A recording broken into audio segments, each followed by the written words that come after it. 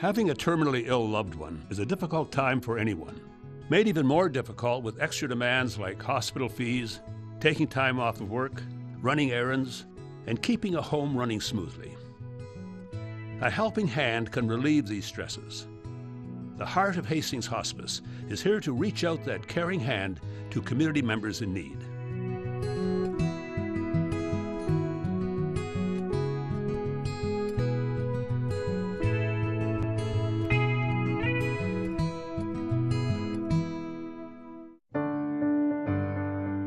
The Heart of Hastings Hospice focuses on 6 areas: Stirling Rawdon, Marmer and Lake, Centre Hastings, Madoc Township, Tudor and Cashel, and Tweed. Its staff and volunteers take great pride in going the extra mile for patients and their families. The staff at the Heart of Hastings Hospice are incredible. I can't tell you how above and beyond the call of duty people here go. I think it takes an incredible dedication, and I'm not speaking about me as a board member, but as the volunteers that go out into people's homes and help them through some challenging times and difficult times. It takes incredible dedication for them to do that. When we come into their home, we just tell them that we are who they want us to be.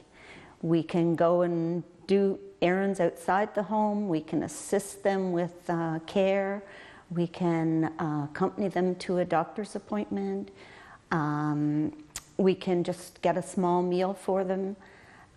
So many things that seem such small things, but to the families they are huge. There is so much to the care of someone that's dying, and it has to be whole and real. It has to cover all of the, not just the physical, but the emotional and the spiritual and social. I found the commitment, the warmth, the welcoming to be incredibly impressive. There's a real can-do mentality here. I could tell you so many stories and incidents of how we go above and beyond, but just being there is as much as any of us can do for anyone. It's what we do, and we do it well.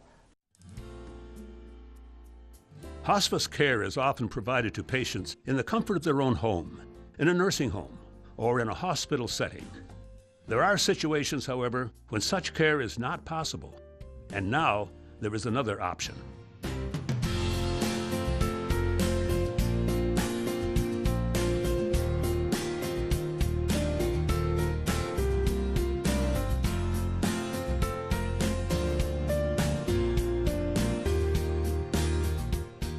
Having a hospice house, then people don't have to leave their community and their family. And a lot of times also families move away, so there often isn't a caregiver in the home, and so our volunteers provide, but they can't provide it all. Also home care provide, but neither can they provide it all. The hospice house will be a home away from home, where our volunteers will care for the clients just as they would in the home environment. There is someone always here in the house, volunteers, or we have staff downstairs, and nurses or whatever agency is invited to come into the house to help. There's always someone here, whereas in the home there is a lot of time that there's no one there with the family, no one there with the patient. I think the new hospice house is beautiful. Having the alternative of a residential hospice is essential to people. I mean, it really is about choice, and we want to keep people's choices open right up to the end of their lives. There's beautiful bedrooms. There's room for 2 patients in this house. There's room for 2 families in this house. We have a family bedroom there, a room there with full ensuite bathroom. We have downstairs that can be used by family. We have a playground out back. We have peace and quiet.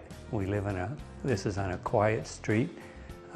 It's 2 minutes from downtown, so we have for people exactly what they need.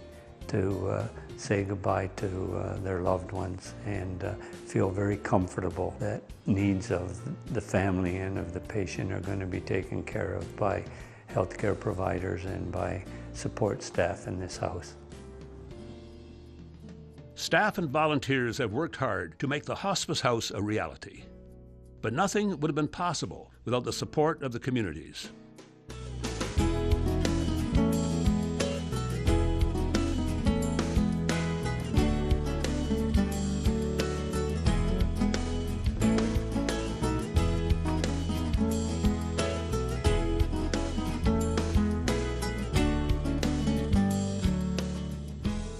The response of the community to the financial needs, the need for time to put in, for donating things in kind, that's been really important, and it has come along in a big way, and we're certainly looking forward to more support on through the years when the house is up and running fully. I was blown away by the response I got in our town. All of our communities have just been outstanding.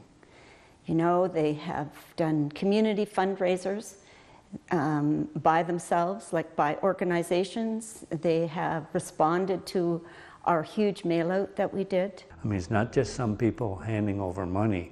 It's people coming in here and spending hours of their time painting, landscaping, building, designing, making this place as perfect as they can make it. And when you look around and you see all of this happening, you realize that the dream that we had when we started has been, you know, kind of completed, or going to be completed, and will be supported. This house is what this community has given us and given themselves. The community is the board, they are our volunteers, they are our donors, they are the life and breath of this hospice.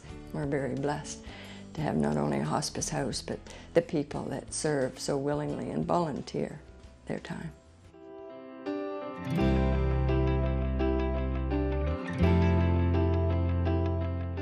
Our communities, along with the dedicated staff and devoted volunteers, have come together to bring the dream of a hospice home to reality, helping families just like yours and mine as our loved ones reach the end of life's journey.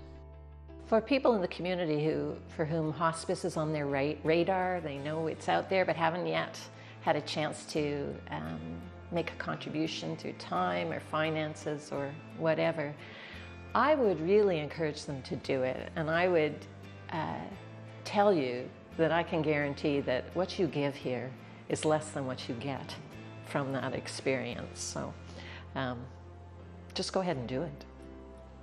I would say that everyone has skills and abilities and knowledge, and what they do with those skills and their resources is up to them, but I think we all need to live in an attitude of gratitude and be thankful for what we can do for others with those resources.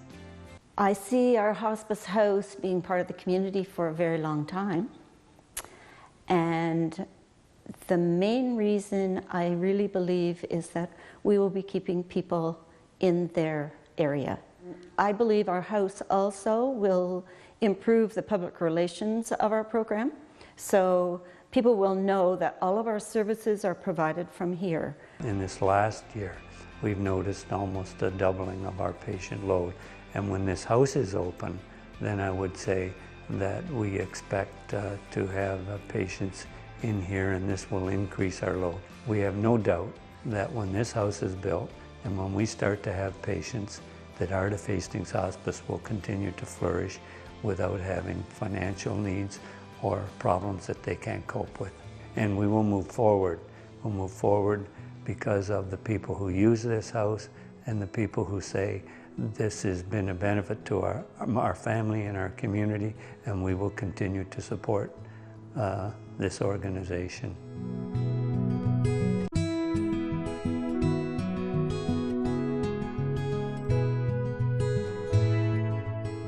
Your vital support is critical in keeping this dream alive.